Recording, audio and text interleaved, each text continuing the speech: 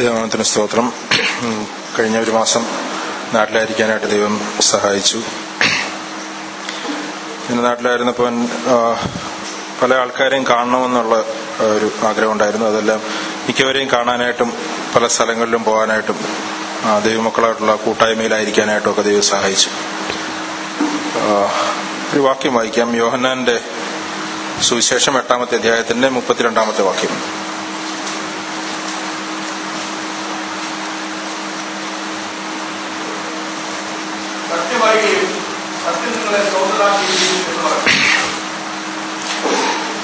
യേശുക്രിസ്തു തന്നിൽ വിശ്വസിച്ച യഹൂദന്മാരോട്, എന്റെ വചനത്തിൽ നിലനിൽക്കുന്നു എങ്കിൽ നിങ്ങൾ വാസ്തവമായി എന്റെ ശിഷ്യന്മാരായി സത്യം അറിയുകയും സത്യം നിങ്ങളെ സ്വതന്ത്രരാക്കുകയും ചെയ്യും എന്ന് പറഞ്ഞു. ഞാൻ നാട്ടിലായിരുന്നപ്പം പല സ്ഥലങ്ങളിൽ പോയി, പല ചർച്ചുകളിൽ പോകാനായിട്ട് ദൈവം സഹായിച്ചു. ചിലയിടത്ത് മീറ്റിങ്ങുകളൊക്കെ വളരെ ബ്ലെസ്സിങ് ആയിരുന്നു, ചില വ്യക്തികളുമായിട്ടുള്ള കൂട്ടായ്മയും ഒക്കെ. ചിലയിടത്ത് ഞാൻ കണ്ട ഒരു കാര്യം, ഞാനീ പറയുന്നത് നമ്മളുമായിട്ട് റിലേറ്റഡ് ആയിട്ട്, നമ്മളുമായിട്ട് ബന്ധമുള്ള ചർച്ചകളുമായിട്ട് ബന്ധപ്പെട്ടാണ് ഞാൻ പറയുന്നത്, പുറത്തുള്ളതല്ല. സത്യസുവിശേഷം, റിയൽ ട്രൂ ഗോസ്പൽ പ്രീച്ച് ചെയ്യുന്നത് വളരെ കുറവായിട്ട് പലയിടത്തും കാണാനായിട്ട് ഇടയായി. ഇവിടെ പറഞ്ഞിരിക്കുന്നത്, സത്യം നമ്മൾ പ്രസംഗിക്കുമ്പോൾ, സത്യം വ്യക്തികൾ അറിയുമ്പോൾ, ആ സത്യത്തിൽ അവർ നിലനിൽക്കുമ്പോൾ ആ സത്യം അവരെ സ്വതന്ത്രരാക്കും എന്നാണ് പറഞ്ഞിരിക്കുന്നത്. സത്യം എന്ന് പറയുന്നത് പല കാര്യങ്ങളുണ്ട്. ഒന്ന്, യേശുക്രിസ്തു പറഞ്ഞു, ഞാൻ തന്നെ വഴിയും സത്യവും ജീവനുമാവും.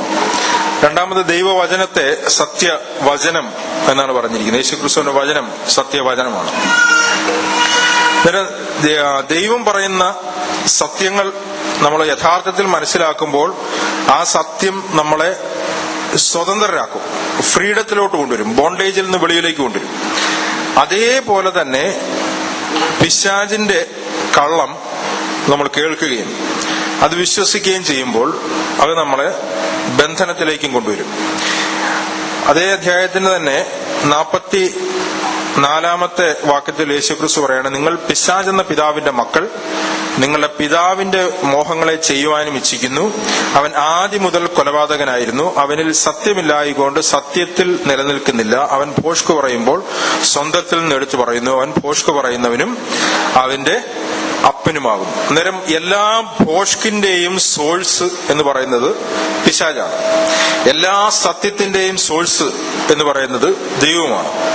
അതാണ് ദൈവത്തെ പറ്റി യാക്കോബ് പറയുന്നത് വെളിച്ചങ്ങളുടെ പിതാവ് എന്ന് പറയുന്നത്. അന്നേരം ദൈവിക സത്യങ്ങൾ നമ്മൾ മനസ്സിലാക്കുമ്പോൾ ആ സത്യം നമ്മളെ സ്വതന്ത്രരാക്കുകയും പൈശാചിക നുണകൾ നമ്മൾ വിശ്വസിക്കുമ്പോൾ നാം ബോണ്ടേജിലേക്ക് പോവുകയും ചെയ്യുന്നു.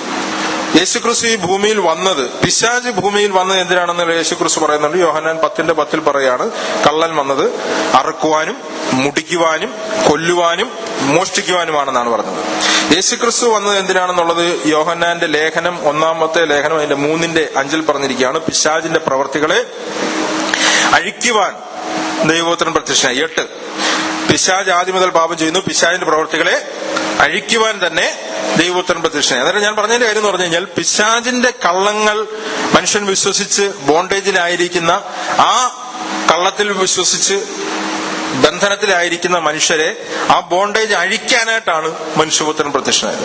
യേശുക്രിസ്തു വന്നത് പിശാചിന്റെ പ്രവർത്തികളെ അൺഡു ചെയ്യാനായിട്ടാണ്. അന്നേരം പിശാചിന്റെ എല്ലാ ബോണ്ടേജുകളിൽ നിന്നും ദൈവവചന സത്യം മനസ്സിലാക്കുമ്പോൾ നമ്മൾ സ്വതന്ത്രരാക്കപ്പെടും. അപ്പോൾ സത്യം പ്രസംഗിക്കപ്പെടണം, സത്യം കേൾക്കണം, സത്യം വിശ്വസിക്കണം, സത്യം നമ്മളെ സ്വതന്ത്രരാക്കും. ദൈവവചനമാണ് സത്യം. ഒന്നാമത് ഞാൻ അതുകൊണ്ടാണ് പലപ്പോഴും പറയുന്നത്, ഈ നമ്മളുടെ ചിന്തകളോ നമ്മളുടെ ഐഡിയാസോ നമ്മളുടെ മാനുഷികമായിട്ടുള്ള ഒരു കാര്യവും ദൈവസഭയുടെ ഒരു കാര്യത്തിലും കൊണ്ടുവരാൻ പാടില്ല. ഒരു കാര്യത്തിലും. നമുക്ക് ഈ ബിൽഡിങ്ങിൽ എവിടെ AC വെക്കണം, എന്ത് പെയിന്റ് അടിക്കണം, എവിടെ ഫാൻ വെക്കണം എന്നുള്ളതിനെ പറ്റിയൊക്കെ നമുക്ക് ദൈവത്തിന്റെ ആലോചന അന്വേഷിക്കണമെന്ന് നിർബന്ധമില്ല. പക്ഷെ ദൈവസഭയിലെ ശുശ്രൂഷകൾ ദൈവവചന സത്യപ്രകാരമായിരിക്കണം. അത് മാറ്റാനായിട്ട് നമുക്ക് അനുവാദമില്ല. നമുക്കത് വളരെ ശ്രദ്ധിക്കേണ്ട കാര്യമാണ്. രണ്ടാമത് ദൈവവചന നമ്മളെ പറ്റിയുള്ള ദൈവത്തിന്റെ സത്യങ്ങൾ എന്താണെന്ന് നമ്മൾ മനസ്സിലാക്കണം. ഞാൻ പറഞ്ഞു വന്നതെന്ന് പറഞ്ഞു കഴിഞ്ഞാൽ ഈ സത്യ സുവിശേഷം പ്രസംഗിക്കപ്പെടുന്നത് പലയിടത്തും കുറവാണെന്നാണ് ഞാൻ പറഞ്ഞത്. ഞാൻ അതിന് പകരം ഈ ശരിക്കും സുവിശേഷം പ്രസംഗിക്കപ്പെടുമ്പോൾ നടക്കേണ്ട ചില കാര്യങ്ങളുണ്ട്. ഞാൻ കണ്ടത് ചിലയിടത്ത് പലയിടത്തും ഈ സ്നാനമാണ് കൂടുതൽ പ്രസംഗിക്കപ്പെടുന്നത്. സ്നാനം പ്രസംഗിക്കപ്പെടുകയും സ്നാനം ശുശ്രൂഷകൾ പലയിടത്തും ഒരുപാട് നടക്കുന്നതായിട്ടാണ് ഞാൻ കണ്ടത്. അന്നേരം ഇത് ഞാൻ ഇതിനു മുമ്പ് ഇവിടെ പറഞ്ഞതാണ്. ഞാൻ അവിടെ ഒരു ചർച്ചിലും ഇതേ കാര്യം തന്നെ പറയേണ്ടി വന്നു. ഈ സ്നാനം എന്ന് പറഞ്ഞാൽ ഞാൻ ഇതിനു മുമ്പ് പറഞ്ഞിട്ടുണ്ട്. സ്നാനം എന്ന് പറയുന്നത് ഒരു ഔട്ട്വേർഡ് റിച്വലാണ്. റിച്വൽ എന്ന വാക്ക് ഉപയോഗിക്കാമെങ്കിൽ ദൈവവചനത്തിലെ ഒരു ഔട്ട്വേർഡ് റിച്വൽ, ദൈവസഭയ്ക്ക് കൊടുത്തിരിക്കുന്ന ഒരു ഔട്ട്വേർഡ് റിച്വലാണ് സ്നാനം. ഈ ഔട്ട്വേർഡ് റിച്വലിന്റെ പുറകിൽ ഒരു ഇൻവേർഡ് റിയാലിറ്റി ഉണ്ട്. ആ ഇൻവേർഡ് റിയാലിറ്റിയുടെ ഔട്ട്വേർഡ് എക്സ്പ്രഷൻ മാത്രമാണ് സ്നാനം. അതിന്റെ അപ്പുറത്തേക്ക് സ്നാനത്തിൽ ഒന്നും സംഭവിക്കുന്നില്ല. അതേസമയം ആ സത്യം യഥാർത്ഥത്തിൽ ആ ഇൻവേർഡ് റിയാലിറ്റി യഥാർത്ഥത്തിൽ അകത്ത് ആ സത്യം നടക്കാതെ നാം പുറത്ത് ചെയ്യുന്ന ഒരു ചടങ്ങായി മാത്രം സ്നാനം തീർന്നു കഴിഞ്ഞു കഴിഞ്ഞാൽ ഈ സ്നാനത്തിന് ഒരു ഫലവുമില്ല, ഒരു പ്രയോജനവുമില്ല. അത് ശിശു സ്നാനമാണെങ്കിലും അങ്ങനെ തന്നെയാണ്, മുതിർന്ന സ്നാനമാണെങ്കിലും അങ്ങനെ തന്നെയാണ്. ഇപ്പൊ മുതിർന്ന ആളെ സ്നാനപ്പെടുത്തിയാലും ശിശുവിനെ സ്നാനപ്പെടുത്തിയാലും തമ്മിൽ ഒരു വ്യത്യാസവുമില്ല. രണ്ടുപേരുടെയും അകത്ത് വ്യത്യാസമൊന്നും നടന്നിട്ടില്ലെങ്കിൽ. അന്നേരം പലയിടത്തും ഞാൻ കണ്ട കാര്യം എന്ന് പറഞ്ഞു കഴിഞ്ഞാൽ ഈ സ്നാനപ്പെട്ട ചില ആൾക്കാർ ചോദിച്ചപ്പോൾ വലിയ കാര്യങ്ങളൊന്നും അവരുടെ ജീവിതത്തിൽ നടന്നിട്ടില്ല. അന്നേരം എന്താണ് ഈ ശരിക്കുമുള്ള ഇൻവേർഡ് റിയാലിറ്റി? നടക്കേണ്ട കാര്യം എന്താണ്? ഒരു വ്യക്തിയുടെ ഉള്ളിൽ എന്ത് നടക്കുന്നതിന്റെ പുറമേയുള്ള ഒരു ഔട്ട്വേർഡ് എക്സ്പ്രഷനാണ് സ്നാനം. അകത്ത് നടക്കുന്ന വീണ്ടും ജനനത്തിന്റെ പുറമേയുള്ള എക്സ്പ്രഷനാണ് സ്നാനം. വീണ്ടും ജനനത്തിൽ ഒരു വ്യക്തിയുടെ ഉള്ളിൽ ചില കാര്യങ്ങൾ നടക്കുന്നു, അതേ കാര്യം പുറത്ത് റിപ്ലിക്കേറ്റ് ചെയ്യുകയാണ് സ്നാനത്തിൽ കൂടി. വീണ്ടും ജനനത്തിൽ എന്താണ് നടക്കുന്നത്? വീണ്ടും ജനനത്തിൽ നമുക്കറിയാവുന്ന പോലെ നമ്മുടെ പഴയ മനുഷ്യൻ യേശുക്രിസ്തുവിനോട് ക്രൂശിക്കപ്പെടുന്നു, നമ്മൾക്കൊരു ഹൃദയപരിച്ഛേദന ഉണ്ടായി, നാം പുതിയ മനുഷ്യനായിട്ട് ഉയർത്തെഴുന്നേൽക്കുന്നതിനെയാണ് ജലത്തിൽ നമ്മൾ സാക്ഷീകരിക്കുന്നത്. അതേസമയം ആ സംഭവം ഒരു വ്യക്തിയുടെ ഉള്ളിൽ നടന്നിട്ടില്ല എങ്കിൽ ഇവനെ എന്തെങ്കിലുമൊക്കെ പറഞ്ഞ് പിടിച്ചു മുക്കിയതുകൊണ്ട് ഒരു പ്രയോജനവുമില്ല. അങ്ങനെയുള്ളവർ സഭയിൽ എപ്പോഴും തലവേദനയാകത്തുള്ളൂ. ഞാൻ അതിന് പറഞ്ഞ കാര്യം എന്ന് പറഞ്ഞു കഴിഞ്ഞാൽ ഈ വീണ്ടും ജനനമാണ് യഥാർത്ഥത്തിൽ നടക്കേണ്ടത്. ഏറ്റവും പ്രധാനമായിട്ട് ബൈബിളിലെ ഏറ്റവും അടിസ്ഥാനപരമായിട്ടുള്ള മെസ്സേജ് വീണ്ടും ജനനം എന്നുള്ളതാണ്. വീണ്ടും ജനനം എങ്ങനെയാണ് നടക്കുന്നത്? വീണ്ടും ജനനം നടക്കണമെങ്കിൽ, വീണ്ടും ജനനം നടക്കുന്നതിന് മുമ്പ് ഒരു പ്രീ റിക്വസ്റ്റ് ഉണ്ട്. ഒരു വ്യക്തി വീണ്ടും ജനിക്കണമെങ്കിൽ ആ വ്യക്തി അതിന് മുമ്പ് നടക്കേണ്ട കാര്യമുണ്ട്. അതാണ് ദൈവവചനത്തിൽ പറഞ്ഞിരിക്കുന്നത്. ഞാൻ വാക്യങ്ങൾ എടുക്കുന്നില്ല, നമുക്കെല്ലാം അറിയാവുന്ന കാര്യങ്ങളാണ്. അതിന് മുമ്പ് നടക്കേണ്ടതാണ് മാനസാന്തരവും വിശ്വാസവും. അതായത് സ്നാനം നടക്കണമെങ്കിൽ, ഒരു വ്യക്തിയെ സ്നാനപ്പെടുത്തണമെങ്കിൽ ആ വ്യക്തിയിൽ വീണ്ടും ജനനം നടന്നിരിക്കണം. വീണ്ടും ജനനം നടക്കണമെങ്കിൽ ആ വ്യക്തി മാനസാന്തരപ്പെട്ടിരിക്കണം. മാനസാന്തരപ്പെട്ട് ദൈവത്തിൽ വിശ്വസിച്ചിരിക്കണം. മാനസാന്തരപ്പെടണമെങ്കിൽ എന്ത് സംഭവിക്കണം? എങ്ങനെയാണ് ഒരു വ്യക്തിക്ക് മാനസാന്തരം ഉണ്ടാവുന്നത്? മാനസാന്തരം ഉണ്ടാവണമെങ്കിൽ ആ വ്യക്തിക്ക് ആദ്യം പാപത്തെപ്പറ്റി ബോധ്യം ഉണ്ടാവണം. പാപത്തെപ്പറ്റി ബോധ്യമില്ലാത്ത ഒരു വ്യക്തിക്ക് ഒരിക്കലും മാനസാന്തരം ഉണ്ടാവത്തില്ല. എന്തെങ്കിലുമൊക്കെ മാനസാന്തരം ഉണ്ടാവും, എന്നാൽ ദൈവവചനം പറഞ്ഞിരിക്കുന്ന മാനസാന്തരം ഉണ്ടാവത്തില്ല. പാപത്തെപ്പറ്റി ഒരു വ്യക്തിക്ക് ബോധ്യം ഉണ്ടായില്ലെങ്കിൽ, പാപത്തെപ്പറ്റി ബോധ്യം ഉണ്ടായില്ലെങ്കിൽ മാനസാന്തരം നടക്കത്തില്ല. മാനസാന്തരം നടക്കാത്ത ഒരു വ്യക്തിക്ക് വിശ്വസിക്കാനൊക്കത്തില്ല. മാനസാന്തരപ്പെട്ട് വിശ്വസിക്കാത്ത ഒരു വ്യക്തി വീണ്ടും ജനിക്കുകയില്ല. വീണ്ടും ജനിക്കാത്ത വ്യക്തിയെ സ്നാനപ്പെടുത്തിക്കൊണ്ട് ഒരു പ്രയോജനവുമില്ല. അന്നേരം ഇതൊക്കെ വെറും റിച്വലായി തീരും യഥാർത്ഥത്തിൽ ഈ കാര്യങ്ങൾ. അന്നേരം മാനസാന്തരം നടക്കണമെങ്കിൽ എന്ത് നടക്കണം? പാപത്തെപ്പറ്റി ബോധ്യം ഉണ്ടാവണം, അല്ലേ? പാപത്തെപ്പറ്റി ബോധ്യം ഉണ്ടാവുന്നത് എങ്ങനെയാണ് ഒരു വ്യക്തിക്ക്? എന്താണ് പാപം? പാപത്തെപ്പറ്റി പലർക്കും പല പല ഡെഫിനിഷനാണ്. എന്താണ് പാപം? പാപത്തെപ്പറ്റി എങ്ങനെയാണ് ബോധ്യം ഉണ്ടാവുന്നത്? പാപത്തെപ്പറ്റി ബോധ്യം ഉണ്ടാവണമെങ്കിൽ പാപത്തിന്റെ യഥാർത്ഥത്തിലുള്ള സ്റ്റാൻഡേർഡ് ആ വ്യക്തിക്ക് മനസ്സിലാവണം, അല്ലേ? എനിക്ക് രോഗം, ടെമ്പറേച്ചർ, ഞാൻ പലപ്പോഴും പറഞ്ഞിട്ടുണ്ട്, ഇപ്പം എനിക്ക് പനിയുണ്ട് എന്ന് എനിക്ക് അറിയണമെങ്കിൽ തെർമോമീറ്റർ വെക്കുമ്പോൾ യഥാർത്ഥത്തിലുള്ള സ്റ്റാൻഡേർഡ് മനസ്സിലാവുമ്പോഴാണ്, ആ ഡീവിയേഷൻ മനസ്സിലാവുമ്പോഴും എനിക്ക് പനിയുണ്ടെന്ന് മനസ്സിലാവുന്നത്. അതേപോലെ തന്നെ പാപത്തെപ്പറ്റി ബോധ്യം ഉണ്ടാവണമെങ്കിൽ യഥാർത്ഥത്തിലുള്ള സുവിശേഷത്തിൽ കൂടി ദൈവത്തിന്റെ ഗ്ലോറിയസ് ഗോസ്പൽ ആ വ്യക്തി കേൾക്കണം. ദൈവിക സ്റ്റാൻഡേർഡ് എന്താണെന്ന് വ്യക്തി മനസ്സിലാക്കണം.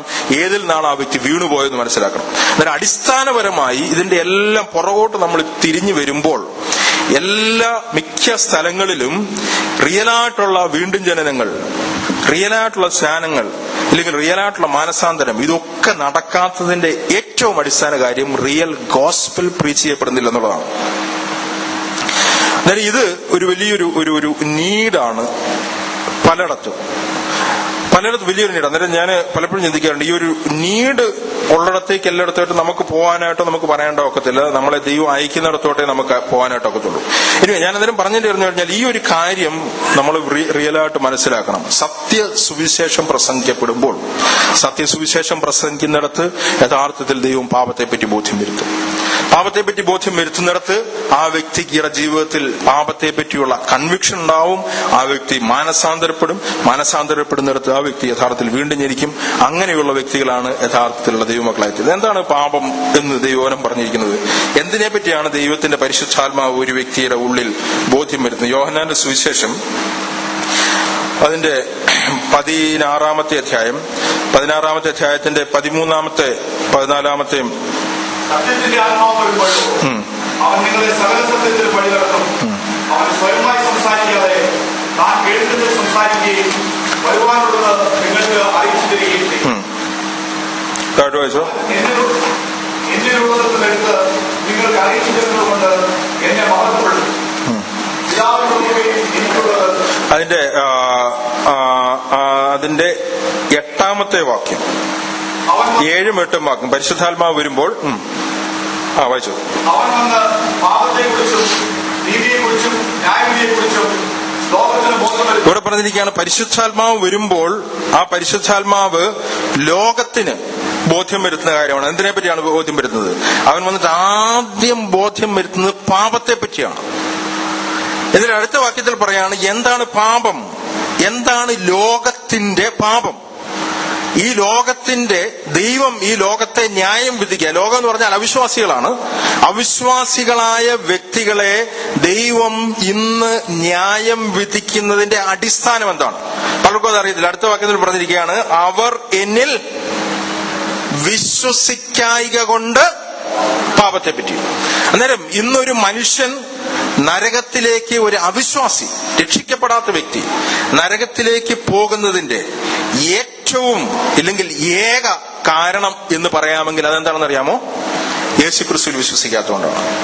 ആ ഒറ്റ കാര്യം കൊണ്ടാണ്. യോഹന്നാന്റെ സുവിശേഷം 3-ാമത്തെ അധ്യായത്തിന്റെ 16-ാമത്തെ വാക്യം നമുക്ക് എല്ലാവർക്കും അറിയാവുന്ന വാക്യമാണ്. യോഹന്നാന്റെ സുവിശേഷം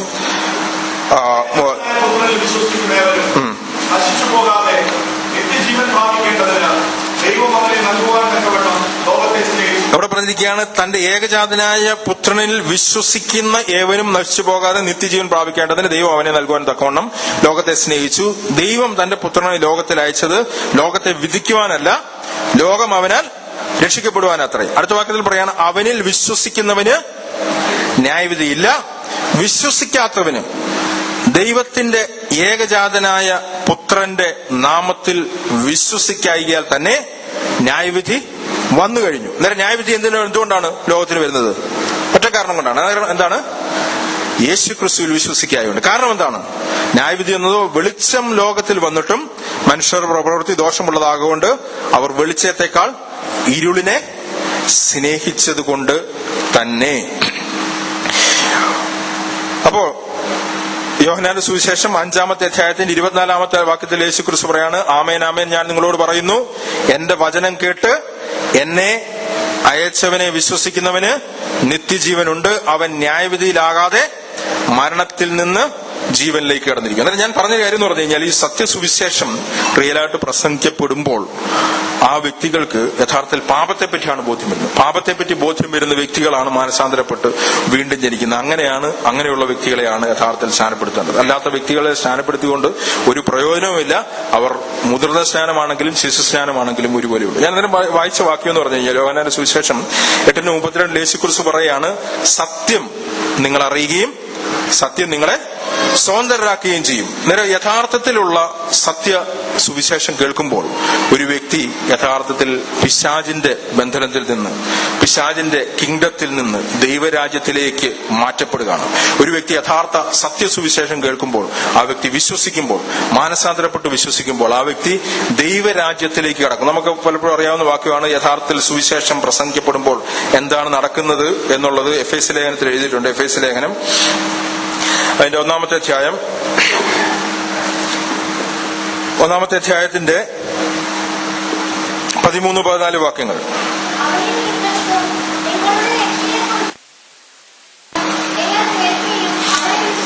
ഇവിടെ പറയാണ് അവനിൽ നിങ്ങൾക്കും കുറിച്ചുള്ള സുവിശേഷം എന്ന സത്യവചനം. നേരം സുവിശേഷം എന്നത് സത്യവചനമാണ്, ദൈവത്തിന്റെ സത്യമാണ് സുവിശേഷം. ആ സത്യ സുവിശേഷം ഒരു വ്യക്തി കേൾക്കുകയും കേട്ടിട്ട് ആ സത്യസുവിശേഷം വിശ്വസിക്കുകയും ചെയ്യുമ്പോൾ ആ വ്യക്തിയുടെ വീണ്ടെടുപ്പ് അവിടെ വെച്ച് തന്നെ നടക്കുന്നു. ദൈവത്തിന്റെ പരിശുദ്ധാത്മാവിനാൽ ആ വ്യക്തിയെ ദൈവം മുദ്രയിടുന്നു. ആ വ്യക്തി ദൈവ രാജ്യത്തിലേക്ക് അപ്പോൾ തന്നെ മാറ്റപ്പെടുന്നു. കൊലോസ്യ ലേഖനത്തിൽ പറയുകയാണ്, നാം പുത്രന്റെ രാജ്യത്തിലേക്ക് അപ്പോൾ തന്നെ മാറ്റപ്പെടുന്നു. കൊലോസ്യ ലേഖനം അതിന്റെ 1-ാമത്തെ അധ്യായത്തിന്റെ 13-ാമത്തെ വാക്യം ഇതേ കാര്യം തന്നെയാണ് പറയുന്നത്. നമ്മളെ ഇരുട്ടിന്റെ അധികാരത്തിൽ നിന്ന് വിടുവിച്ച് തന്റെ സ്നേഹസ്വരൂപനായ പുത്രന്റെ രാജ്യത്തിൽ ആക്കി വെക്കുകയും ചെയ്ത പിതാവിന് സന്തോഷത്തോടെ സ്തോത്രം ചെയ്യുന്നവരാകണമെന്ന് അപേക്ഷിക്കുന്നു. അവനിൽ നമുക്ക് പാപമോചനമെന്ന വീണ്ടെടുപ്പുണ്ട്. അതായത് ഞാൻ പറഞ്ഞതിന്റെ കാര്യം എന്ന് പറഞ്ഞു കഴിഞ്ഞാൽ, യഥാർത്ഥത്തിൽ സുവിശേഷം പ്രസംഗിക്കപ്പെടുമ്പോൾ ഒരു വ്യക്തി യഥാർത്ഥത്തിൽ വിശ്വസിക്കുമ്പോൾ ആ വ്യക്തി ദൈവരാജ്യത്തിലേക്ക് അപ്പോൾ തന്നെ മാറ്റപ്പെടുകയാണ്. കിങ്ഡം ഓഫ് പിശാചിന്റെ കിങ്ഡത്തിൽ നിന്ന് ദൈവ രാജ്യത്തിലേക്ക് ആ വ്യക്തി അപ്പോൾ തന്നെ മാറ്റപ്പെടുകയാണ് ദൈവത്തിന്റെ സത്യസുവിശേഷം കേൾക്കുമ്പോൾ. കാര്യം എന്ന് പറഞ്ഞു കഴിഞ്ഞാൽ, പിശാചിന്റെ കള്ളം കേട്ട് ദൈവത്തിന്റെ അധികാരത്തിൽ നിന്ന് പിശാചിന്റെ അധികാരത്തിലേക്കാണ് മനുഷ്യൻ ആദ്യം മാറിയത്. ഉൽപ്പത്തിയിൽ തന്നെ പിശാച് പറഞ്ഞ കള്ളം കേട്ടിട്ട് ദൈവത്തിന്റെ അധികാരത്തിൽ നിന്ന് പിശാചിന്റെ അധികാരത്തിലേക്ക്, അന്ധകാരത്തിലേക്ക് മാറിയെങ്കിൽ ആ വ്യക്തിയെടുത്ത് സത്യസുവിശേഷം പ്രസംഗിക്കപ്പെടുമ്പോൾ സത്യസുവിശേഷം കേട്ടിട്ട് ആ വ്യക്തി മാനസാന്തരപ്പെട്ട് ദൈവത്തിന്റെ സന്നിധിയിലേക്ക് മാറും.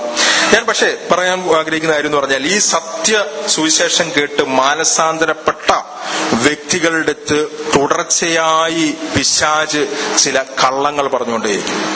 തുടർച്ചയായിട്ട് ആ വ്യക്തിയുടെ ജീവിതത്തിൽ പിശാച് ചില കള്ളങ്ങളെ പറഞ്ഞുകൊണ്ടേയിരിക്കും. എന്നാൽ നാം സത്യം തുടർച്ചയായിട്ട് നമ്മൾ കേൾക്കുകയും സത്യം മാത്രം നമ്മൾ വിശ്വസിക്കാനായിട്ട് തയ്യാറാകുകയും ചെയ്തു കഴിഞ്ഞു കഴിഞ്ഞാൽ നമ്മുടെ ജീവിതത്തിൽ ദൈവത്തിന്റെ പ്രവൃത്തിയിൽ കൂടി നമുക്ക് വിടുതൽ വന്നുകൊണ്ടേയിരിക്കും. നമുക്ക് ഒരു വാക്യം വായിക്കാം.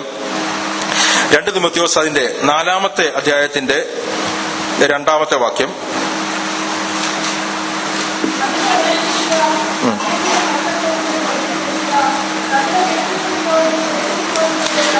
ഇവിടെ ഇത് സഭയ്ക്ക് എഴുതുന്ന ഒരു ദൂതാണ്, സഭയ്ക്ക് ലേഖനം എഴുതുകയാണ്. രക്ഷിക്കപ്പെട്ട് ദൈവസന്നിധിയിലേക്ക് വന്ന ദൈവമക്കളുടെ അടുത്ത് അവരുടെ അടുത്ത് എന്താണ് പ്രസംഗിക്കേണ്ടത് എന്നുള്ളത് തിമോത്തിയോസിന് പൗലോസ് എഴുതുകയാണ്. ഞാൻ ദൈവത്തെയും ജീവികൾക്കും മരിച്ചവർക്കും ന്യായവിസ്താരം നടത്തുന്ന യേശുക്രിസ്തുവിനെ സാക്ഷീകരിച്ച് അവന്റെ പ്രത്യക്ഷതയും രാജ്യം ചൊല്ലി സത്യം ചെയ്ത് കൽപ്പിക്കുന്നത് വചനം പ്രസംഗിക്കുക, സമയത്തിലും അസമയത്തിലും ഒരുങ്ങി നിൽക്കുക, സകല ദീർഘക്ഷമയോടും ഉപദേശത്തോടും കൂടി ശാസിക്കുക, തർജ്ജനം ചെയ്യുക, പ്രബോധിപ്പിക്കുക. എന്നിട്ട് പറയാണ്, അവർ പഥ്യോപദേശം പൊറുക്കാതെ കർണരസമാകുമാറ് സ്വന്തം മോഹങ്ങൾക്കൊത്തവണ്ണം ഉപദേശന്മാരെ പിരിക്കുകയും സത്യത്തിന് ചെവി കൊടുക്കാതെ കെട്ടുകഥ കേൾക്കുവാൻ തിരികുകയും ചെയ്യുന്ന കാലം വരുന്നു. അന്നേരം ഞാൻ പറഞ്ഞിട്ടായിരുന്നു പറഞ്ഞാൽ, ദൈവ സഭയിൽ പ്രസംഗിക്കപ്പെടേണ്ടത് എന്താണെന്ന് അറിയാമോ? ദൈവത്തിന്റെ യഥാർത്ഥ സത്യമാണ് പ്രസംഗിക്കപ്പെടേണ്ടത്. ആ സത്യം പ്രസംഗിക്കപ്പെടുന്ന സമയങ്ങൾ അവസാന കാലമാകുമ്പോഴേക്കും കുറയുമെന്നാണ് ദൈവനം പറഞ്ഞിരിക്കുന്നത്. അവസാന കാലത്ത് എന്ത് സംഭവിക്കുമെന്നാണ് ഇവിടെ പറഞ്ഞിരിക്കുന്നത്? അവർ സത്യോപദേശം കേൾക്കാനായിട്ട് ആൾക്കാർക്ക് താല്പര്യമില്ല. അവർക്ക് കേൾക്കേണ്ടത്, അവർക്ക് കർണരസമാർഗമാറ് സംസാരിക്കുന്ന ചില കാര്യങ്ങൾ അവർക്ക് കേൾക്കണം. അവരുടെ പാപത്തെ പറ്റിയും റിയലായിട്ടുള്ള യഥാർത്ഥത്തിലുള്ള ദൈവിക സ്റ്റാൻഡേർഡിനെ പറ്റിയും പറയുന്ന സത്യം പ്രസംഗിക്കുന്ന വ്യക്തികൾ കുറയും, സത്യം പ്രസംഗിക്കുന്ന സ്ഥലങ്ങൾ കുറയും.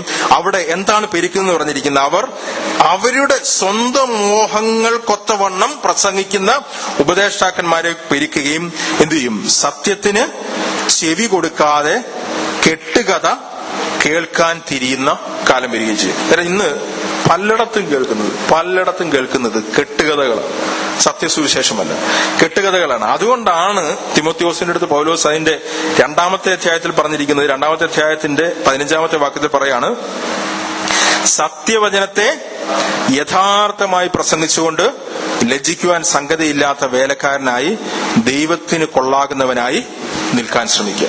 അന്നേരം നമ്മൾ എന്താണ് ചെയ്തിരിക്കുന്നത്? നമ്മൾ ആദ്യം യഥാർത്ഥ സത്യസുവിശേഷം കേട്ടിട്ട് ഒരു വ്യക്തി മാനസാന്തരപ്പെട്ട് ദൈവരാജ്യത്തിലേക്ക് കടക്കണം.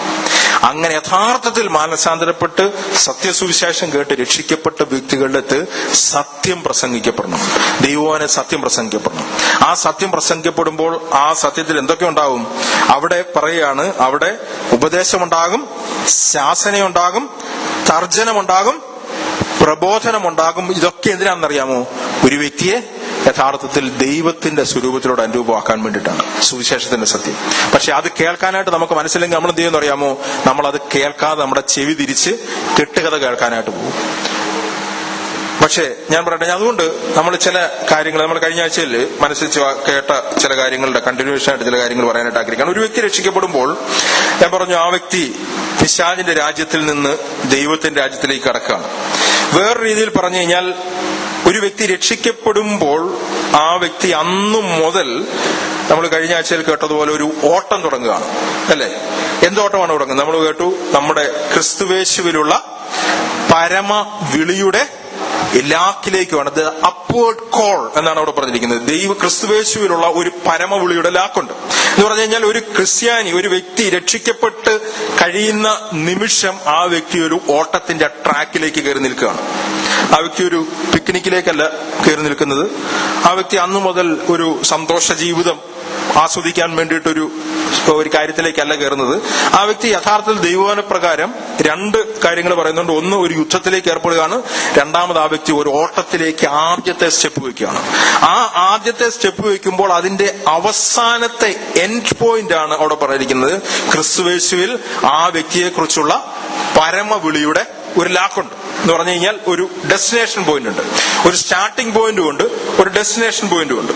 ആ സ്റ്റാർട്ടിംഗ് പോയിന്റ് ഏതാണ്, ഇല്ലെങ്കിൽ എവിടെ നിന്നാണ് ഒരു വ്യക്തി ക്രിസ്തീയ ജീവിതത്തിൽ ഓട്ടം തുടങ്ങുന്നത്, എന്താണ് ആ വ്യക്തിയുടെ ഡെസ്റ്റിനേഷൻ പോയിന്റ്? നമുക്ക് എവിടെ നിന്നാണ് ഓട്ടം തുടങ്ങുന്നത് എന്നുള്ളത് യേശുക്രിസ്തു തന്നെ പറഞ്ഞിട്ടുണ്ട്. എവിടെ നിന്നാണ് ദൈവം നമ്മളെ വിളിച്ചത് അത് മനസ്സിലായി കഴിഞ്ഞു കഴിഞ്ഞാൽ നമുക്ക് എവിടെ നിന്നാണ് ഓട്ടം തുടങ്ങുന്നത് മനസ്സിലായി. യോഹന്നാന്റെ സുവിശേഷം അതിന്റെ 14-ാമത്തെ അധ്യായത്തിന്റെ 15-ാമത്തെ അധ്യായത്തിന്റെ 19-ാമത്തെ വാക്യം.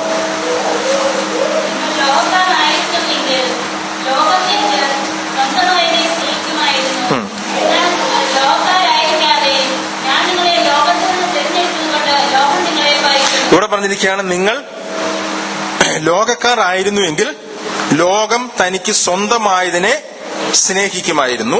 എന്നാൽ നിങ്ങൾ ലോകക്കാരായിരിക്കാതെ ഞാൻ നിങ്ങളെ ലോകത്തിൽ നിന്ന് തിരഞ്ഞെടുത്തത് കൊണ്ട് ലോകം നിങ്ങളെ പകയും. അന്നേരം നമ്മൾ രക്ഷിക്കപ്പെടുന്നതിന് മുമ്പ് ആരായിരുന്നു എന്നാണ് ദൈവം പറഞ്ഞത്?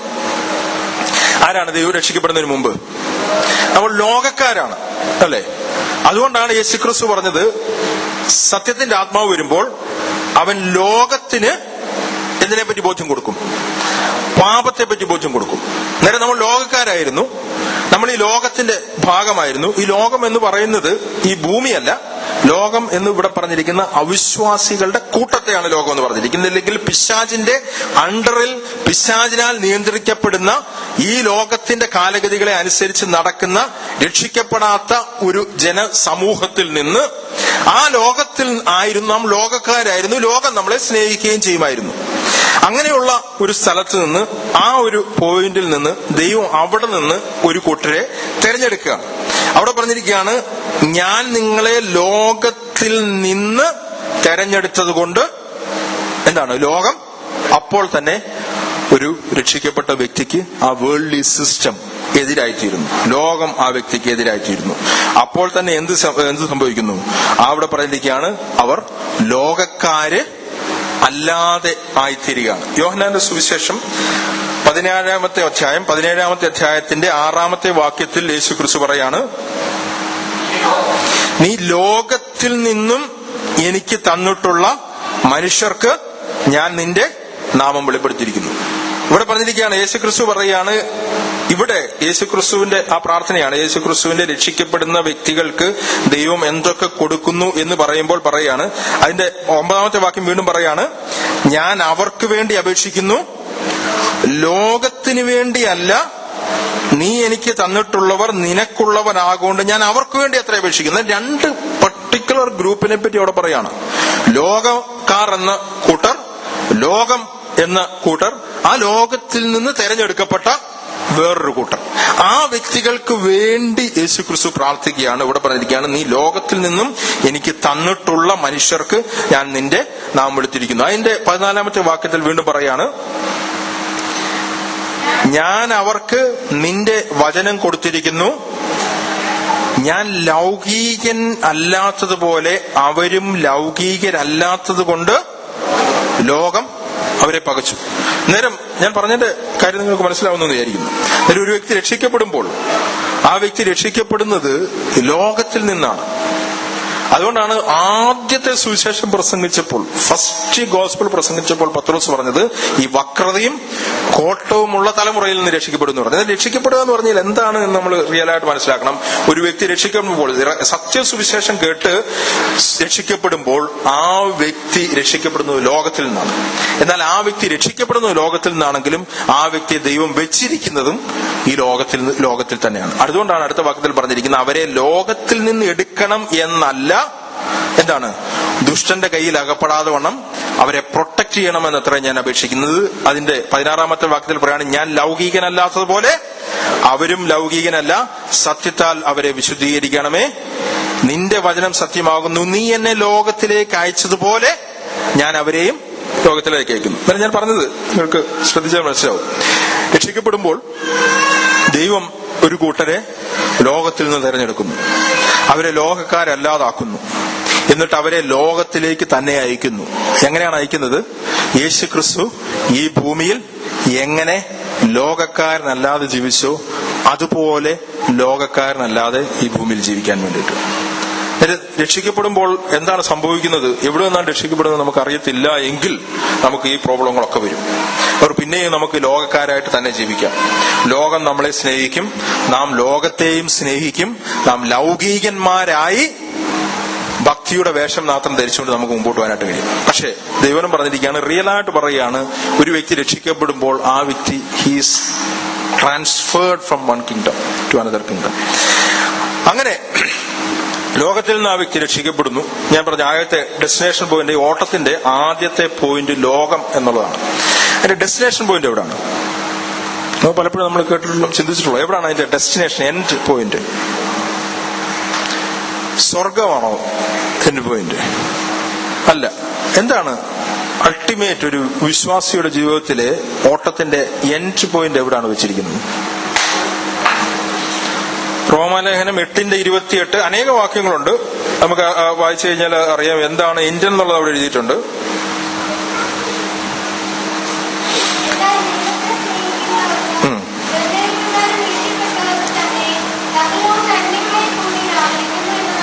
ഇവിടെ പറഞ്ഞിരിക്കുന്ന ഈ പറഞ്ഞതുപോലെ രക്ഷിക്കപ്പെട്ട വ്യക്തികളെ സംബന്ധിച്ചിടത്തോളം, ദൈവസന്നിധിയിലേക്ക് ഈ ഓട്ടം തുടങ്ങിയ വ്യക്തികളെ സംബന്ധിച്ചിടത്തോളം, നിർണയപ്രകാരം വിളിക്കപ്പെട്ടവരെ സംബന്ധിച്ചിടത്തോളം എല്ലാ കാര്യവും, ആ വ്യക്തിയുടെ ജീവിതത്തിൽ നടക്കുന്ന എല്ലാ കാര്യങ്ങളെയും ദൈവം ഒരു പോയിന്റിലേക്ക് കൂടി വ്യാപരിക്കുക. എന്താണ് അടുത്ത വാക്യം? അവൻ മുന്നറിഞ്ഞവരെ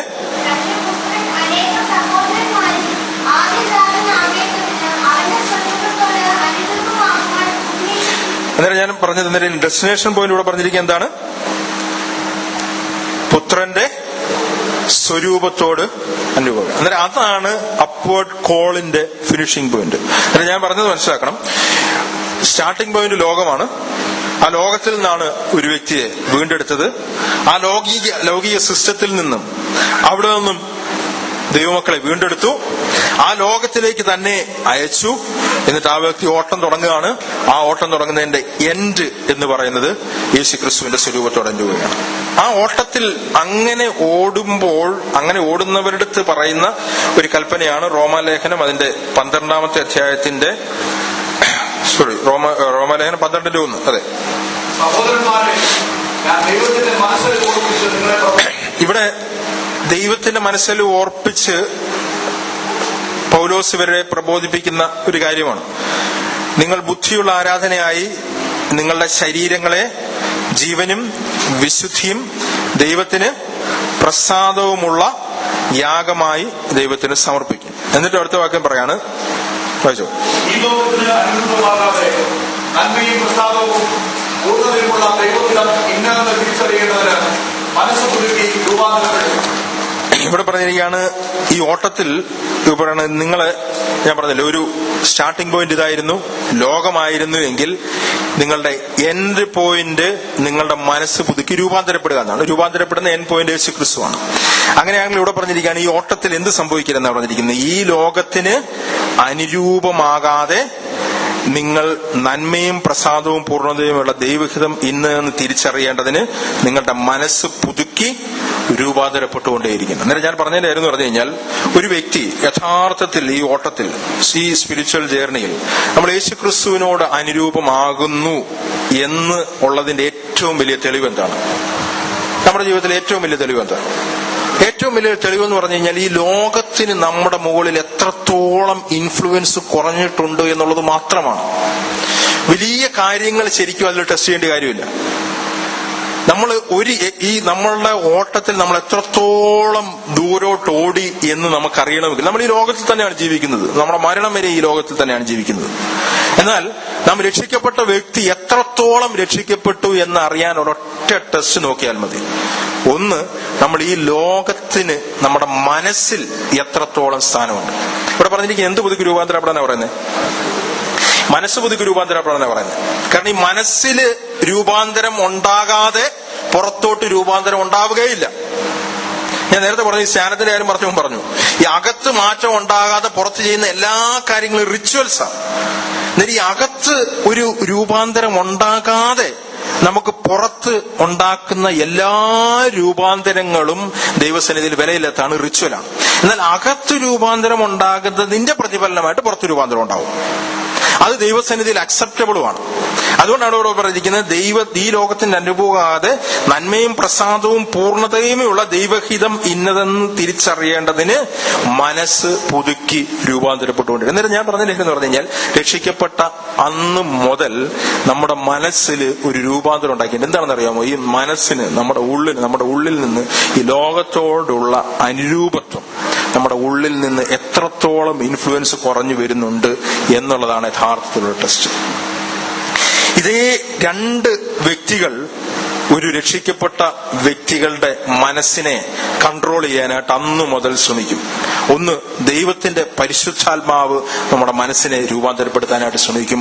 അതേസമയം തന്നെ പിശാച് നമ്മുടെ മനസ്സിനെ കുരുടാക്കാനായിട്ട് ശ്രമിക്കും. നമുക്കറിയാം, കൊരിന്ത്യർ ലേഖനത്തിൽ പറഞ്ഞിരിക്കുകയാണ്, ഈ ലോകത്തിന്റെ ദൈവം അവിശ്വാസികളുടെ മനസ്സിനെ കുരുടാക്കുന്നു. ദൈവത്തിന്റെ യഥാർത്ഥത്തിലുള്ള നിങ്ങളെക്കുറിച്ചുള്ള വിളിയുടെ ലക്ഷ്യത്തിൽ നിന്ന് നിങ്ങളെ തെറ്റിച്ച് കളയാൻ പിശാച് അവിശ്വാസികളുടെ മനസ്സ്. അവിശ്വാസികൾ എന്ന് പറഞ്ഞപ്പോൾ യേശുക്രിസ്തു വിശ്വസിക്കാത്തവരല്ല, മാത്രമല്ല രക്ഷിക്കപ്പെട്ടവർ. അതുകൊണ്ടാണ് 2 കൊരിന്ത്യർ അതിന്റെ 13-ാമത്തെ അധ്യായത്തിന്റെ 3-ാമത്തെ വാക്യത്തിൽ പിശാച് ചെയ്യുന്ന കാര്യത്തിനെ പറ്റി പറയുന്നുണ്ട്. 2 കൊരിന്ത്യർ അതിന്റെ 11-3. ഇവിടെ പറഞ്ഞിരിക്കുകയാണ്, ഞാൻ നിങ്ങളെക്കുറിച്ച് ദൈവത്തിന്റെ എരിവോടെ എരിയുന്നു. ഞാൻ ക്രിസ്തു എന്ന ഏകപുരുഷന് നിങ്ങളെ നിർമ്മല കന്യകയായി ഏൽപ്പിക്കുവാൻ വിവാഹ നിശ്ചയം ചെയ്തിരിക്കുന്നു. പൗലോസ് പറയാണ്, ദൈവസഭയെ യേശുക്രിസ്തു എന്ന ഏകപുരുഷനുമായിട്ട് ഒരു വിവാഹം നടക്കാനായിട്ട് പോകുന്നു. അത് കർത്താവിന്റെ വരവിലാണ്. അതുവരെ വിവാഹ നിശ്ചയം കഴിഞ്ഞിട്ടുള്ള ഒരുക്കമാണ്. എന്നാൽ അവിടെ എന്താണ് സംഭവിക്കുന്നത് പറഞ്ഞിരിക്കുന്നത്? നിങ്ങളുടെ മനസ്സ് ക്രിസ്തുവിനോടുള്ള ഏകാഗ്രതയും നിർമ്മലതയും വിട്ട് വഷളായി പോകുമോ എന്ന് ഞാൻ ഭയപ്പെട്ടു. ഇവിടെ പറഞ്ഞിരിക്കുകയാണ്, നിങ്ങളുടെ മനസ്സ് എന്ത് സംഭവിക്കാന്ന് പറഞ്ഞിരിക്കുന്നത്, ഈ ഓട്ടത്തിൽ യേശുക്രിസ്തുവിനോട് ഉള്ള ഒരു ഏകാഗ്രതയും നിർമ്മലതയും ഉണ്ടായിരുന്നു. യഥാർത്ഥത്തിൽ രക്ഷിക്കപ്പെട്ടവർക്ക് കർത്താവുമായിട്ടൊരു റിയലായിട്ടുള്ളൊരു റിലേഷനിലേക്കാണായിരുന്നു വരുന്നത്. എന്നാൽ ഈ ഓട്ടം ഓടുമ്പോൾ എന്ത് സംഭവിക്കുന്ന അറിയാമോ? ഈ ലോകത്തിന്റെ ദൈവം മനസ്സിനെ കുരുടാക്കി കളയും. അതിവിടെ എന്ത് ചെയ്യുന്നു പറഞ്ഞിരിക്കുന്നത്? പിശാച് സർപ്പം ഹവ്വായെ ഉപായത്തിൽ ചതിച്ചതുപോലെ. സർപ്പം അങ്ങനെ, ഞാൻ അതുകൊണ്ടാണ് പറഞ്ഞത്, ആദ്യമേ പറഞ്ഞത്, എങ്ങനെയാണ് പിശാച് ഒരു വ്യക്തിയെ വഞ്ചിക്കുന്നത്? പിശാച് വഞ്ചിക്കുന്നത് പിശാചിന്റെ സബ്റ്റിൽ ലൈസ് വഴിയാണ്, കള്ളങ്ങൾ വഴിയാണ്. പിശാച് പറയും, ഇതൊന്നും സാരമില്ല എന്ന് പറയും, ഇതൊന്നും വിഷയമല്ല. ദൈവത്തിന്റെ ചില കാര്യങ്ങൾ ദൈവം വളരെ വ്യക്തമായിട്ട് പറയുമ്പോൾ, ദൈവസഭയിൽ കൂടി കേൾക്കുമ്പോൾ, പിശാച് നിങ്ങളുടെ മനസ്സിനെ, ഹവ്വായുടെ മനസ്സിനെ ഉപായത്താൽ ചതിച്ചതുപോലെ ചതിക്കും. എങ്ങനെ പറയാം? ദൈവം അത്രയ്ക്ക് സീരിയസ് ആയിട്ടൊന്നും ഈ കാര്യങ്ങളെ കാണുന്നില്ല. ദൈവം അങ്ങനെ തന്നെയാണോ പറഞ്ഞത്? നീ കാര്യം ചെയ്തു കഴിഞ്ഞാൽ നീ മരിക്കും എന്ന് ദൈവം പറഞ്ഞത് അങ്ങനെ തന്നെയാണോ? ദൈവം പറഞ്ഞിരിക്കുകയാണ്, ജഡത്തെ അനുസരിച്ച് ജീവിക്കുന്നുവെങ്കിൽ നിങ്ങൾ മരിക്കും നിശ്ചയം. നിങ്ങളുടെ മനസ്സിനെ പിശാചിന് വീണ്ടും കൺട്രോൾ ചെയ്യാനായിട്ടുള്ള സാധ്യതയുണ്ട്. ഈ ലോകത്തിന് അനുരൂപമായിട്ട് നിങ്ങളുടെ മനസ്സ് തിരിഞ്ഞ് നിങ്ങളൊരു ലൗകികനായിട്ട് തീരാനായിട്ട് സാധ്യതയുണ്ട്. ജഡത്തിന് നിങ്ങളുടെ മേൽ നിയന്ത്രണം വീണ്ടും ഏറ്റെടുക്കാനായിട്ടുള്ള സാധ്യതയുണ്ട്. ഇതൊക്കെ ദൈവസഭയിൽ കൂടി കേൾക്കുമ്പോൾ പിശാച് പറയുന്നറിയോ? കുഴപ്പമില്ല, ഇതൊക്കെ ആര് ശ്രദ്ധിക്കുന്നു? അത്രയ്ക്ക് സീരിയസ് ആണോ ദൈവത്തിന്റെ വചനം? നിങ്ങൾക്ക് ലൗകികനായിട്ട് ജീവിച്ചാൽ എന്താ പ്രശ്നം? എല്ലാവരും അങ്ങനെയൊക്കെ ജീവിക്കുന്നില്ല. ഞാൻ പറയട്ടെ, പിശാച് എന്താ ചെയ്യുന്ന അറിയോ? നിങ്ങളുടെ മനസ്സിനെ കുരുടാക്കുക. സുവിശേഷത്തിന്റെ സത്യ സുവിശേഷം നിങ്ങൾ മനസ്സിലാക്കാതിരിക്കാൻ, ട്രൂത്ത് നിങ്ങളെ സ്വതന്ത്രമാക്കാതിരിക്കാൻ, നിങ്ങളെ വീണ്ടും ബോണ്ടേജിലേക്ക് കൊണ്ടുപോകാൻ പിശാചിന് നിങ്ങളുടെ മനസ്സിനെ കുരുടാക്കും. നമുക്ക് ഇതൊക്കെ മനസ്സൊക്കെ കുരുടാക്കിയാൽ, ഞാൻ പറഞ്ഞല്ലോ, ഈ നമ്മുടെ മനസ്സിന് രൂപാന്തരം വരാതെ തന്നെ നമുക്ക് എക്സ്റ്റേണൽ റിച്വൽസ് കണ്ടിന്യൂ ചെയ്യാൻ പറ്റും. അത് പിശാചിന് വേറൊരു തന്ത്രമാണ്.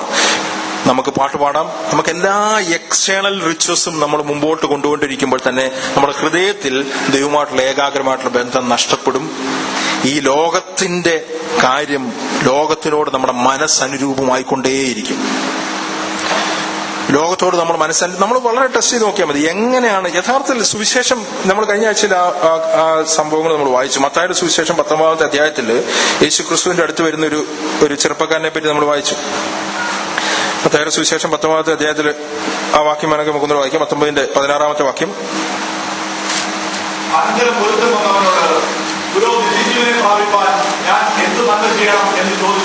ഇവിടെ ധനികനായ ഒരു യുവാവ് വരികയാണ്. ആ വ്യക്തി വന്നിട്ട് യേശുക്രിസ്തുവിനോട് ചോദിക്കുകയാണ്. വളരെ നല്ലൊരു ചോദ്യമാണ്. എന്താണ് ആ ചോദ്യം? നിത്യജീവനെ പ്രാപിക്കാൻ എന്ത് ചെയ്യണമെന്നാണ് ചോദ്യം. വളരെ ചോദ്യമാണ്. കർത്താവിന്റെ ആഗ്രഹം തന്നെ ഒരു വ്യക്തി നിത്യജീവൻ പ്രാപിക്കണമെന്നാണ്. യേശുക്രിസ്തു ഭൂമിയിൽ വന്ന എന്തിനാണ്? തന്റെ ഏകജാതനായ പുത്രനിൽ വിശ്വസിക്കുന്ന ഏവനും നശിച്ചു പോകാതെ നിത്യജീവൻ പ്രാപിക്കാൻ വേണ്ടിയിട്ടാണ് ദൈവം പുത്രനെ ലോകത്തിൽ അയച്ചത്. അന്നേരം ഇതേ ആഗ്രഹത്തോടുകൂടി തന്നെ ഒരു വ്യക്തി വന്നിട്ട് ചോദിക്കുകയാണ്, നിത്യജീവൻ എങ്ങനെയാണ് പ്രാപിക്കുന്നത്? എങ്ങനെയാണ് നിത്യജീവൻ പ്രാപിക്കാൻ കഴിയുന്നത്? യേശുക്രിസ്തു പക്ഷേ അവിടെ യോഹന്നാന്റെ സുവിശേഷം 3:16 കോട്ട് ചെയ്തില്ല, അല്ലെങ്കിൽ ആ കാര്യം പറഞ്ഞില്ല. യേശുക്രിസ്തുവിൽ വിശ്വസിച്ചാൽ നീ നിത്യജീവൻ പ്രാപിക്കുമെന്നല്ല അവിടെ പറഞ്ഞു. എന്താ യേശുക്രിസ്തു പറഞ്ഞത്? യേശുക്രിസ്തുവാണ്, നീ നന്മയെക്കുറിച്ച് ചോദിക്കുന്നത്. നല്ലവൻ ഒരുത്തനേ ഉള്ളൂ. ജീവനിൽ കടക്കാൻ ആഗ്രഹിക്കുന്നുവെങ്കിൽ എന്താണ്? കൽപ്പനകളെ പ്രമാണിക്കാം എന്നാണ് പറഞ്ഞത്, അല്ലേ? എന്താ അതിന്റെ അർത്ഥം? യേശുക്രിസ്തുവിൽ വിശ്വസിച്ചാലാണോ നിത്യജീവൻ പ്രാപിക്കുന്നത്? കൽപ്പന പ്രമാണിച്ചാലാണോ നിത്യജീവൻ പ്രാപിക്കുന്നത്? എന്താ ബൈബിളിലെ മെസ്സേജ്? യേശുക്രിസ്തു വിശ്വസിച്ചാണോ കൽപ്പന പ്രമാണിച്ചാലാണോ? ഇവിടെ യേശുക്രിസ്തു പറയാണ് കൽപ്പനകളെ പ്രമാണിക്കുക എന്ന് പറഞ്ഞു കഴിഞ്ഞാൽ വളരെ ക്ലിയർ ആണ്. ദൈവം യേശുക്രിസ്തു അവന്റെ മുമ്പിൽ ന്യായപ്രമാണം അങ്ങ് വെച്ചു കൊടുക്കുക. എന്നിട്ട് പറയാണ്, നീ ഇത് ചെയ്താൽ നിനക്ക് നിത്യജീവൻ പ്രാപിക്കാൻ കഴിയും. അത് ദൈവം യേശുക്രിസ്തു കള്ളം പറഞ്ഞൊന്നുമില്ല. കാരണം പക്ഷേ ഇത് ചെയ്യാൻ ഒരുത്തനും കഴിയത്തില്ല എന്ന് ദൈവത്തിനറിയാം. ദൈവത്തിന്റെ സ്റ്റാൻഡേർഡിലേക്ക് എത്താനായിട്ട് ഒരുവനും കഴിയത്തില്ല എന്ന് പ്രൂവ് ചെയ്യാനായിട്ടാണ് ന്യായപ്രമാണം കൊടുത്തത്. ആദ്യമേ ദൈവത്തിന്റെ സ്റ്റാൻഡേർഡ് മനസ്സിലായി അതിൽ കടക്കാൻ കഴിയത്തില്ല എന്ന് മനസ്സിലാകുന്ന ഒരുത്തന് മാത്രമേ യഥാർത്ഥത്തിൽ നിത്യജീവൻ പ്രാപിക്കാൻ കഴിയത്തുള്ളൂ. ദൈവിക സ്റ്റാൻഡേർഡ് എത്രമാത്രം, അതിനാണ് ഞാൻ പറഞ്ഞത്, പാപം എത്രമാത്രം എന്താണെന്ന് മനസ്സിലായ ഒരു വ്യക്തിക്ക് മാത്രമേ യഥാർത്ഥത്തിൽ രക്ഷയുള്ളൂ. നേരം ദൈവത്തിന്റെ സ്റ്റാൻഡേർഡ് യേശുക്രിസ്തു അവിടെ വെക്കുകയാണ്. കൽപ്പനകളെ മുഴുവനും പറയുന്നില്ല, അവിടെ പറഞ്ഞിരിക്കുകയാണ്. ഏതാണെന്ന് ചോദിച്ചപ്പോൾ കുറച്ച് കൽപ്പനകൾ പറഞ്ഞു.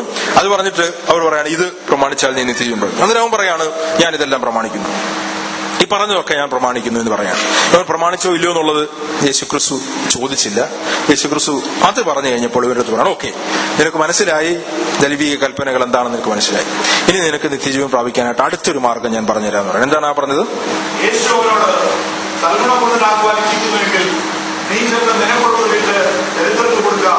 എന്നാൽ സ്വർഗത്തിൽ നിനക്ക് നിക്ഷേപമുണ്ടാകും, പിന്നെ വന്ന് എന്നെ അനുഗമിക്കുക എന്ന് പറഞ്ഞു.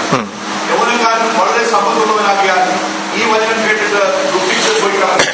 ഇവിടെ യേശുക്രിസ്തു ഒരു കാര്യം പറയാണ്, വളരെ ഡിഫിക്കൽട്ട് ആയിട്ടുള്ള അടുത്തൊരു കാര്യം പറയാണ്. നിന്റെ സ്വത്ത് വിറ്റ് ദരിദ്രർക്ക് കൊടുത്തിട്ട് എന്നെ വന്നിട്ട്. എന്താ അവിടെ പറയുന്നതിന്റെ അർത്ഥം? അവിടെ പറയുന്നതിന്റെ അർത്ഥം വളരെ ക്ലിയർ ആയിട്ട് യേശുക്രിസ്തു പറയുന്ന ഒരു കാര്യമുണ്ട്. നമ്മൾ കഴിഞ്ഞ ആഴ്ചയിൽ വായിച്ചു. ഞാൻ പറഞ്ഞില്ല, ചില സത്യങ്ങൾ നമ്മൾ വിചാരിക്കും, പിശാച് പറയും ഈ ഇതൊന്നും സത്യമല്ല, അങ്ങനെയല്ല എന്ന് പിശാച് ചിലപ്പം പറയും. പക്ഷെ പിശാച് പറയുന്ന കള്ളമാണ്. യോഹന്നാന്റെ സുവിശേഷം 6-ാമത്തെ അധ്യായത്തിന്റെ 24-ാമത്തെ വാക്യത്തിൽ യേശുക്രിസ്തു പറയാണ്,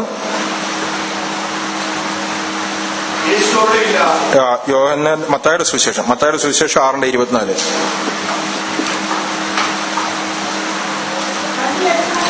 ഇവിടെ യേശുക്രിസ്തു ഉണ്ട്, 2 യജമാനന്മാരെ സേവിക്കുവാൻ ആർക്കും കഴിയുകയില്ല. അങ്ങനെ ചെയ്താൽ ഒരുത്തനെ സ്നേഹിച്ച് ഒരുത്തനെ പകച്ച് മറ്റവനെ സ്നേഹിക്കും, അല്ലെങ്കിൽ ഒരുത്തനോട് പറ്റിച്ചേർന്ന് മറ്റവനെ നിരസിക്കും.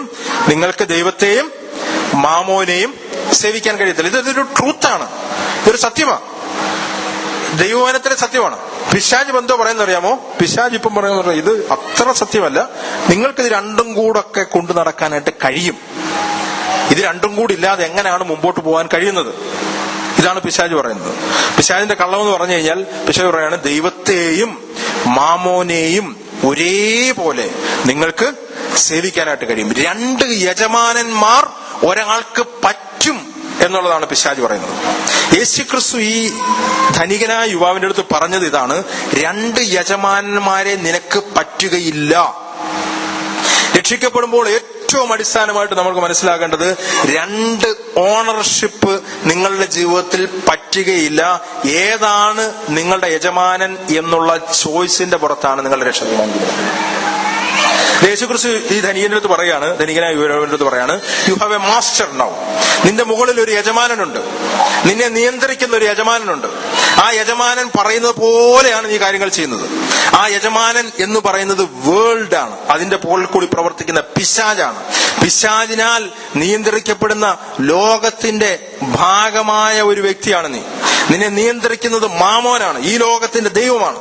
എന്നാൽ നീ ഇന്ന് ഒരു തീരുമാനം എടുക്കുക, നിന്റെ ഓണർഷിപ്പ് ആർക്കാണ് എന്നുള്ള ചോയ്സ് എടുക്കുമ്പോൾ നിനക്ക് ഈ കാര്യങ്ങൾ തീരുമാനിക്കാന്ന് പറഞ്ഞു. ഇതാണ് ദൈവം ഇവന്റെ മുമ്പിൽ വെച്ചത്. അവൻ എന്ത് ചെയ്തു? അവൻ പറഞ്ഞു, അവൻ വളരെ സമ്പത്തുള്ളവനായാൽ ദുഃഖിച്ച് പോയിക്കൊള്ളും. യേശുക്രിസ്തുവിനെ തിരിച്ചു വിളിച്ച് ആ സ്റ്റാൻഡേർഡ് കുറച്ചുകൂടെ, നമ്മൾ ഇന്നൊക്കെ ചെയ്യുന്ന പോലെ കുറച്ചുകൂടെ കുറച്ചിട്ട് ഇവനെ സ്ഥാനപ്പെടുത്തി കയറ്റാനായിട്ടൊന്നും നോക്കിയില്ല. ഞാനതുകൊണ്ടാണ് പറഞ്ഞത്, സുവിശേഷത്തിന്റെ സ്റ്റാൻഡേർഡ് വളരെ വ്യക്തമായിട്ട് പറഞ്ഞു. എത്ര പേരെ നിങ്ങൾക്ക് സേവിക്കാൻ കഴിയും എന്നുള്ളത് ആദ്യമേ തീരുമാനിക്കാനായിട്ട് വേണം. ഞാൻ അതുകൊണ്ടാണ് പറഞ്ഞത്, നമ്മൾ രക്ഷിക്കപ്പെടുമ്പോൾ ഈ ലോകത്തിന്റെ സിസ്റ്റത്തിൽ ദൈവം നമ്മളെ വിട്ടുവയ്ക്കുകയാണ്. ഈ ലോകത്തിന് പിന്നീട് നമ്മുടെ മുകളിൽ ഈ സിസ്റ്റത്തിന് അധികാരമില്ലാതെ നമ്മളുടെ ഓട്ടം തുടങ്ങാനായിട്ടാണ് നമ്മൾ വിളിച്ചത്. ഞാൻ ഈ പറഞ്ഞതിന്റെ കാര്യം എന്ന് പറഞ്ഞു കഴിഞ്ഞാൽ, രക്ഷിക്കപ്പെട്ട അന്ന് മുതൽ നമ്മൾ ഈ ലോകത്തിലെ കാര്യങ്ങളൊന്നും ചെയ്യത്തില്ല, ഇതൊന്നുമല്ല ഞാൻ പറയുന്നത്. പക്ഷെ നിയന്ത്രിക്കുന്ന ഫാക്ടർ അവിടെ വെച്ച് മാറണം എന്നാണ് ദൈവം പറഞ്ഞിരിക്കുന്നത്. നിങ്ങളെ ഡ്രൈവ് ചെയ്യുന്നത് 2ാമത്തെ വ്യക്തിയായ കർത്താവായിരിക്കണം. യേശുവിനെ കർത്താവ് എന്നൊരു വ്യക്തി ഏറ്റു പറയുമ്പോഴാണ് ആ വ്യക്തി രക്ഷിക്കപ്പെടുന്നത്. യേശുവിനെ ദൈവം മരിച്ചവരിൽ നിന്ന് ഉയർപ്പിച്ചു എന്ന് ഹൃദയം കൊണ്ട് വിശ്വസിക്കുകയും യേശുവിനെ കർത്താവ് എന്ന് വാഗൊണ്ട് ഏറ്റു പറയുമ്പോൾ ദൈവം പറയാണ്, there is no 2 masters. 2 കർത്താക്കന്മാരില്ല, ഒരേ ഒരു കർത്താവേ ഉള്ളൂ, അത് യേശുക്രിസ്തുവാണ്. ഈ ഒരു ചോയ്സിന്റെ മുമ്പിൽ വന്നപ്പോൾ ആ വ്യക്തി ചൂസ് ചെയ്തു, ഞാൻ ആ പഴയ മാസ്റ്ററുടെ കീഴിൽ തന്നെ നിന്നോളാം എന്ന് പറഞ്ഞിട്ട് ആ വ്യക്തി തിരിഞ്ഞുപോയി. ദൈവം പറഞ്ഞു, ഓക്കെ നീ പൊക്കോളാൻ പറഞ്ഞു. അപ്പോഴാണ് ശിഷ്യന്മാര് ചോദിക്കുന്നത്, ശിഷ്യന്മാർ ഏറ്റവും വിസ്മരിച്ചിട്ട്, എന്നാൽ രക്ഷിക്കപ്പെടുവാൻ ആർക്ക് കഴിയുമെന്ന് ചോദിച്ചു. യേശു അവരെ നോക്കി, അത് മനുഷ്യർക്ക് അസാധ്യം, എങ്കിലും ദൈവത്തിന് സകലവും സാധ്യം. അപ്പോഴാണ് അവർ ചോദിക്കുന്നത്, ഞങ്ങൾ എല്ലാം വിട്ട് നിന്നെ അനുഗമിച്ചു. എന്നിട്ട് നമ്മൾ വായിച്ചു കഴിഞ്ഞാൽ എല്ലാം വിട്ട് അനുഗമിച്ചു എന്ന് പറയുന്ന പത്രോസും ബാക്കിയുള്ളവരൊന്നും അന്ന് തൊട്ട് പൂർണ്ണ വിശുദ്ധരൊന്നും ആയിട്ടില്ല. അവർക്ക് അനേകം തെറ്റുകൾ അതിനുശേഷവും വന്നിട്ടുണ്ട്. പക്ഷെ അവരുടെ ഡിസിഷൻ വളരെ ക്ലിയർ ആയിരുന്നു. അവർ പറയാണ്, ഞാൻ കർത്താവിനെ അനുഗമിക്കാനായിട്ടാണ് തീരുമാനിച്ചത്. ഞാൻ പറഞ്ഞതിന്റെ കാര്യം എന്ന് പറഞ്ഞു കഴിഞ്ഞാൽ, യഥാർത്ഥത്തിൽ ഉള്ള സാൽവേഷൻ എന്താണെന്ന് നമ്മൾ മനസ്സിലാക്കണം. നമ്മൾ യഥാർത്ഥത്തിൽ രക്ഷിക്കപ്പെടുമ്പോൾ നമ്മളൊരു മാസ്റ്ററുടെ കീഴിൽ നിന്ന് വേറൊരു മാസ്റ്ററുടെ കീഴിലേക്ക് മാറുകയാണ് ചെയ്യുന്നത്. അത് ആദ്യത്തെ മാസ്റ്റർ ലോകവും ലോകത്തിന്റെ സിസ്റ്റവും ആയിരുന്നുവെങ്കിൽ, 2ാമത്തെ വാക്ക് മാസ്റ്റർ ദൈവരാജ്യം, യേശുക്രിസ്തുവും ദൈവരാജ്യവുമാണ്.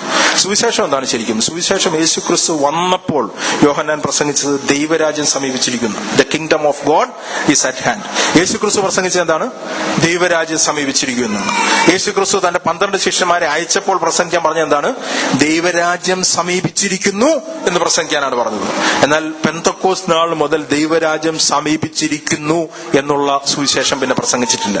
അന്നു മുതൽ ദൈവരാജ്യം പ്രസംഗിക്കപ്പെടുകയാണ് എന്ന് പറഞ്ഞാൽ രക്ഷിക്കപ്പെടുമ്പോൾ അന്ന് തൊട്ട്, അതാണ് കൊലോസ്യർ പറഞ്ഞിരിക്കുന്നത്, ലോകത്തിൽ നിന്ന് ദൈവത്തിന്റെ രാജ്യത്തിലേക്ക്, പിശാചിന്റെ അധികാരത്തിൽ നിന്ന് സ്നേഹസ്വരൂപനായ ദൈവത്തിന്റെ രാജ്യത്തിലേക്ക് കടക്കാണ്. പക്ഷെ അന്ന് തൊട്ട് നിങ്ങളെ നിയന്ത്രിക്കുന്ന വ്യക്തി ദൈവമായിരിക്കും. നമ്മൾ ഈ ലോകത്തിൽ തന്നെ ജീവിക്കും, ഈ ലോകത്തിലെ കാര്യങ്ങളെല്ലാം നമ്മൾ ചെയ്തെന്നിരിക്കും, നമ്മൾ ജോലിക്ക്. പക്ഷെ ഇതിന്റെ എല്ലാം പുറകിൽ നിയന്ത്രിക്കുന്ന മാനേജ്മെന്റ് മാറി എന്നുള്ളത് നമ്മളും മനസ്സിലാക്കും, വ്യക്തി ബാക്കിയുള്ളവർ മനസ്സിലാക്കും. പക്ഷെ അത് മാനേജ്മെന്റ് മാറിയിട്ടില്ല എങ്കിൽ, ഇല്ലെങ്കിൽ വീണ്ടും നമ്മളെ നിയന്ത്രിക്കുന്നത് ഈ ലോകമാണ് എങ്കിൽ, ഈ ലോകത്തിന് അനുരൂപമായിട്ട് നമ്മുടെ മനസ്സ് കറപ്റ്റഡായി പോവുകയാണെങ്കിൽ, ഞാൻ പറയട്ടെ, ദൈവത്തിന്റെ ഉദ്ദേശം നമ്മുടെ ജീവിതത്തിൽ നടക്കത്തില്ല. നമ്മൾ പിന്നെ വെറും ഭക്തിയുടെ വേഷം മാത്രം ധരിച്ച് നമ്മൾ പുറമേ പല കാര്യങ്ങളും ചെയ്തുകൊണ്ട് മുമ്പോട്ട് പോകുന്നവരായി തീരും. പക്ഷെ ദൈവം നമ്മളെ കുറിച്ച് ആഗ്രഹിക്കുന്നില്ല.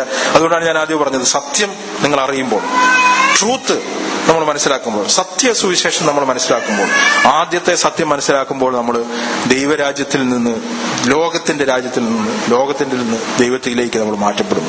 അതിനുശേഷം തുടർച്ചയായിട്ടുള്ള സത്യം നമ്മൾ കേൾക്കുമ്പോൾ നമ്മുടെ മനസ്സ് പുതുക്കി രൂപാന്തരപ്പെട്ട് നമ്മൾ കർത്താവിന്റെ സ്വരൂപത്തോട് അനുഭവമാകും. ഞാൻ പറഞ്ഞില്ല, കർത്താവിനോട് സ്വരൂപത്തോട് അനുഭവമാകുക എന്ന് പറഞ്ഞു കഴിഞ്ഞാൽ ഏറ്റവും പ്രധാനമായിട്ട് നിങ്ങൾ ചിന്തിച്ചു നോക്കേണ്ടത്, നിങ്ങളെ നിയന്ത്രിക്കുന്ന, നിങ്ങളുടെ മനസ്സിനെ ഏറ്റവും കൂടുതൽ കൺട്രോൾ ചെയ്യുന്നത് ആരാണെന്നുള്ളതാണ്. അത് ഈ ലോകത്തിന്റെ ദൈവമാണോ യേശുക്രിസ്തു